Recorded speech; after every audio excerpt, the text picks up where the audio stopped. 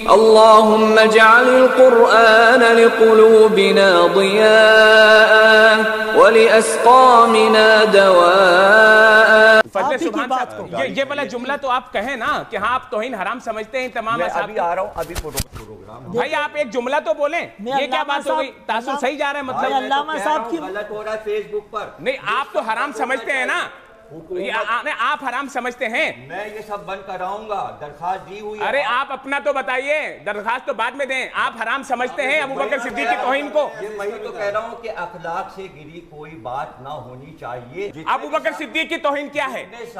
अरे आप हजरत अबू बकर सिद्दीक की तौहीन क्या है वो बताइए। मैंने तो कोई नहीं की। नहीं, आप बताइए हराम है कि नहीं? भाई टेलीविजन की रमजान ट्रांसमिशन पे बैठ के अगर चंद मुनाफिकीन हमारे किसी बुजुर्ग आलिम दीन पे इस बात पे इसरार करते कि आप फलां को क्यों नहीं मानते, तो हुजूर बुजुर्गों को जहमत क्यों देते हैं? हम हुसैन के मातमी हाजिर हैं। आप हमसे पूछिए कि हम क्यों नहीं मानते, फिर हम आपसे पूछेंगे कि आप हजरत अबू ज़र गफ़ारी के कातिल को क्यों मानते हैं? मोहम्मद बिन अबी बकर का कातिल कौन था? बीबी आयशा को जिंदा गड़े में फेंकने वाला कौन था? रसूल को कागज कलम से इनकार करने वाला कौन था? रसूल को तन्हा छोड़ के जाने वाला कौन था? सैयदा के दरवाजे पे आग लाने वाला कौन था? हसन के जनाजे पे तीर बरसाने वाला कौन था? यजीद की बैयत करने वाला कौन था? हम गरीब हैं लेकिन हमसे ये नहीं होता। कातिल भी रजी अल्लाह, मकतूल भी रजी अल्लाह। देखिए किस तरह बुग़्ज़े सहाबा में अंधे हो चुके, अपने मौक़िफ़ पे डटे हुए, ये नहीं मानते कि सहाबा किराम की गुस्ताखी करना हराम है। अबू बकर सिद्दीक रज़ी अल्लाह तआला अन्हु की, उमर फारूक की, उस्मान गनी रज़ी अल्लाह तआला अन्हु की गुस्ताखी करना हराम है, नहीं मानते। जबकि उम्मत का इस बात पे इजमा है कि सहाबा किराम की गुस्ताखी करना हराम है। और कुछ ने तो यहाँ तक कह दिया सहाबा किराम की गुस्ताखी करने वाला काफिर हो जाता है, कुछ ने कहा मुनाफिक हो जाता है। लिहाजा अब ये दोनों कैटेगरी के लोग सबसे बदतरीन लोग हैं। दलील क्या है? रसूलुल्लाह सल्लल्लाहु अलैहि वसल्लम ने फरमाया, मन सब्ब अस्हाबी फअलैहि लअनतुल्लाहि वल मलाइकति वन नास अजमईन। जिसने मेरे सहाबा को बुरा भला कहा उस पर अल्लाह की, फरिश्तों की और सारे ईमानदार लोगों की लानत है। अल्लाह उसकी फर्ज या नफल इबादत कबूल नहीं फरमाएगा। जिसने मेरे एक भी सहाबी को बुरा भला कहा, उसे गाली दी, उस पर तनकीद की, उसकी शान में गुस्ताखी की, उस पर अल्लाह की, उसके फरिश्तों की, तमाम ईमानदार लोगों की लानत है। और मेरा नहीं ख्याल जिसके गले में लानत का इतना बड़ा तोक डल जाए कल क़यामत के दिन किस तरह वो अल्लाह के दरबार में सुरखरू हो सकता है। देखिए गुज़िश्ता कई दरसों में उन्वान पे गुफ्तगू कर चुका हूँ, दलाइल के साथ इनके कई सवालात के जवाब भी दे चुका हूँ, लिहाजा दोबारा इस मौजू पे बहस करना मुनासिब नहीं। फिर एक और शख्स खड़ा होता है और वो समझता है कि इल्म के मैदान में वो बहुत बड़ा पहलवान है। उसका कहना है बुजुर्गों से सवाल करते हो, हमसे सवाल करो, हम बतलाते हैं हम किसको मानते हैं किसको नहीं मानते।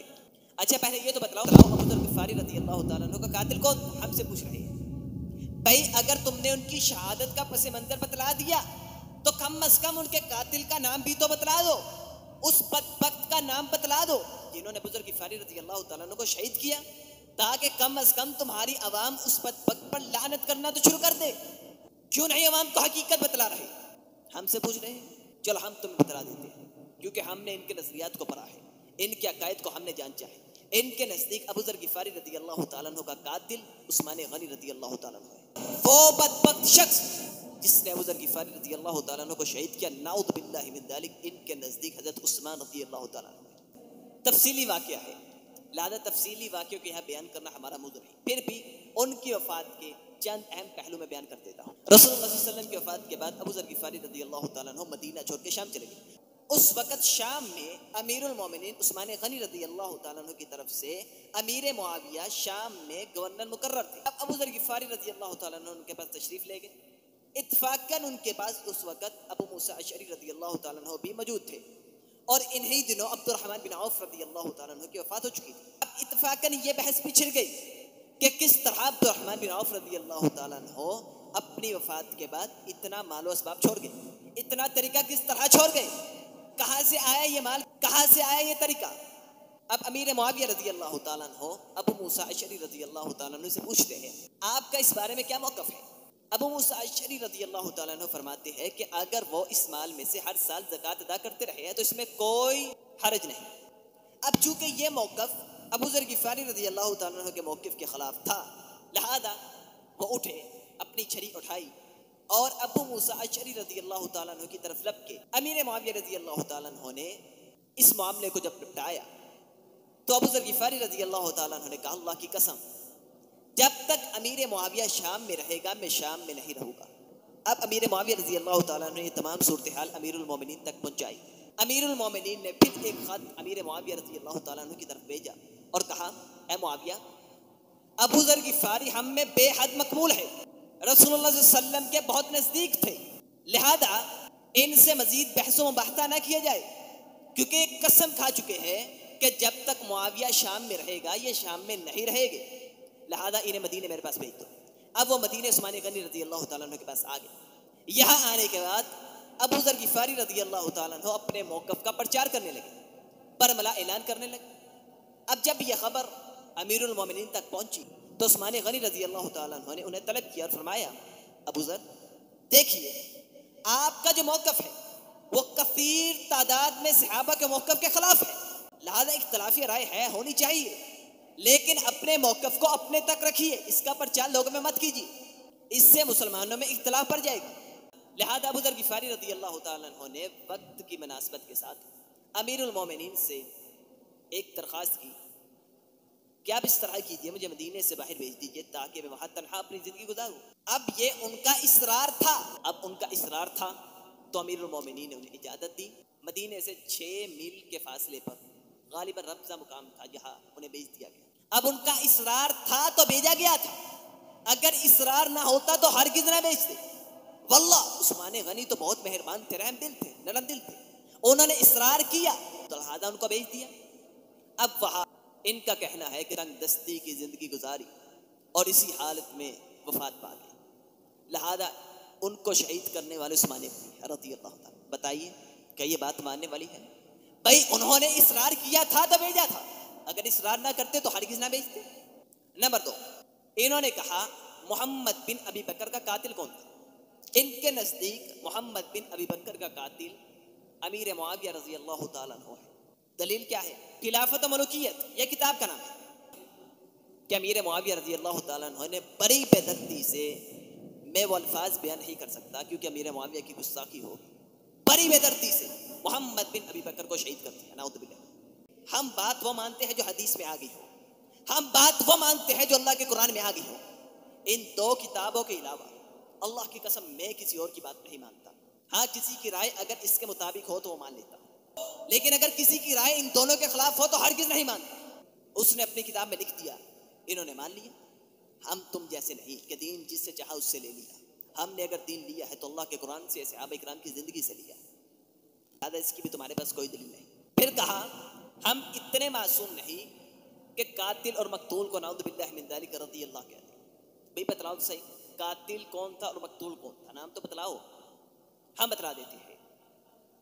इनका कहना है कि उमर फारूक रज़ी अल्लाह ताला अन्हु ने हज़रत फातिमा रज़ी अल्लाह ताला अन्हा का घर जला दिया, उनका एक बच्चा शहीद कर दिया जो उस वक़्त उनके पेट में था। नाउज़ु बिल्लाहि मिन ज़ालिक, किस कदर बहतान है उनपे। पहली बात तो यही, हम इसे मानते नहीं। किस तरह? इनमें एक रवायत तो मुरसल है, कौन सी? मुसन्नफ इब्ने अबी शैबा की। दूसरी रवायत में ज़ियाद बिन कुलैब है जो ताबी थे, उनसे रवायत ले रहे हैं, जबकि इनके बारे में कहा जाता है कि ये 119 हिजरी में या एक रवायत में 110 हिजरी में वफात पाए। फिर किस तरह इनका मिलना अल्लाह के नबी से हो सकता है? अल्लाह के नबी के वफात के 6 माह बाद हज़रत फातिमा रज़ी अल्लाह ताला अन्हा वफात पा गई। और जब मुसन्नफ इब्ने अबी शैबा में है जो बड़ी मशहूर रवायत है, उसमें असलम नामी रावी से रवायत की जा रही है। ये उमर फारूक रज़ी अल्लाह ताला अन्हु के गुलाम थे और ये 11 हिजरी में हज के बाद मदीने आए।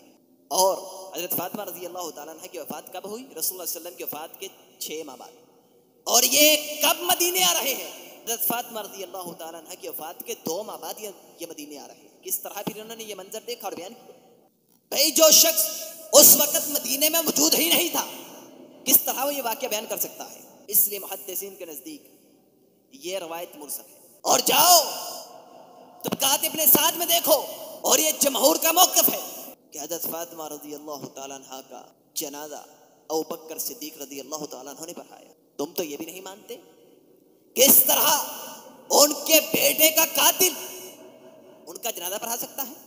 क्या उस वक़्त अली रज़ी अल्लाह ताला अन्हु मौजूद नहीं थे जब उनके घर पे हमला किया जा रहा था? उस वक़्त अली रज़ी अल्लाह ताला अन्हु कहाँ थे? जबकि रसूलुल्लाह सल्लल्लाहु अलैहि वसल्लम ने फरमाया जो शख्स अपने अहल याल को बचाता हुआ कत्ल हो जाए वो शहीद है। क्यों नहीं बचाया अपने घर वालों को? क्यों नहीं उनका दिफा किया? क्या उनके पास ताकत नहीं थी? ताकत थी, लेकिन उसके बावजूद भी दिफा नहीं किया। फिर क्या वजह थी? बतलाओ। क्यों नहीं बचाया अपने घर वालों को?